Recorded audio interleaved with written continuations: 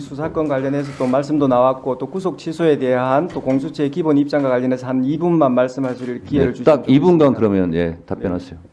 먼저 구속 취소 결정에 대해서 말씀드리겠습니다. 구속 취소에 관한 형사 25부의 결정을 존중합니다. 그러나 확정된 결정에 대한 평석의 자유는 허락되는 것이라고 사료되므로 이에 관하여 의견을 개진합니다. 재판부가 판단하신 대로 날 기준이 아니라 시간 기준에 의하더라도 윤 대통령 측이 청구한 체포적부심 관련하여 기록이 법원에 머무른 10시간 32분 동안을 합하면 2025년 1월 26일 오전 9시 7분경이 아니라 같은 날 저녁 7시 39분까지 구속기간이 연장됩니다.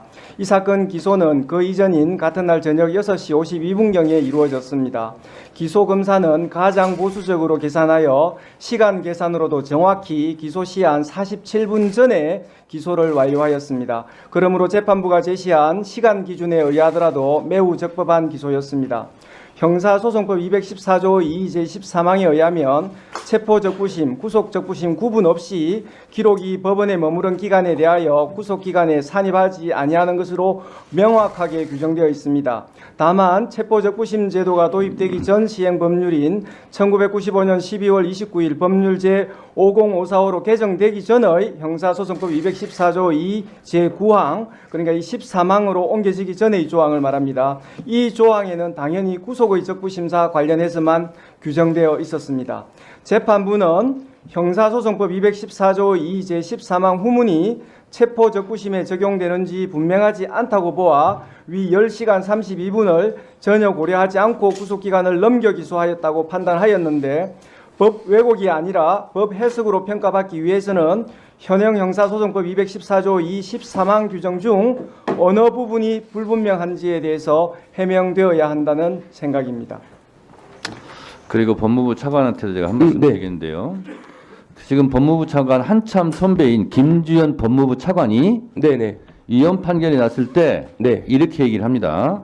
구속 취소는 그냥 그 자체가 전국적인 신병의 결정이기 때문에 그에 관해서는 검사의 즉시 항고를 통해서 다시 한번 검토할 수 있는 부분이 그대로 남아있기 때문에 헌재의 결정이 여기에도 그냥 유효하다 그렇게 보기 어렵고 더 검토하셔야 된다고 생각합니다. 그래서 법무부에서는 즉시 항고해야 된다고 얘기했고요.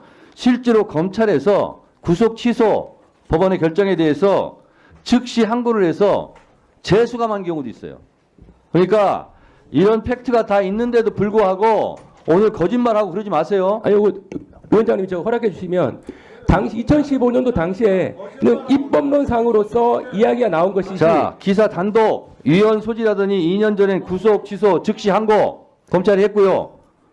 즉시 항고 재수감 사례도 있었다. 점점 꼬이는 심우정 해명. 이게 거짓말입니까? 이게 팩트지? 예, 즉시한 거 사례는 분명히 있습니다. 그런데 근데 이번에 왜 안 해요? 아닙니다. 즉시한 거 사례들은 모두 다 석방을 했습니다. 지금은 석방을 왜 했냐라는 부분에 문제를 삼으시는데 기존한 사례는 왜 즉시한 거를 안 하냐는 거예요? 즉시한 걸 했습니다.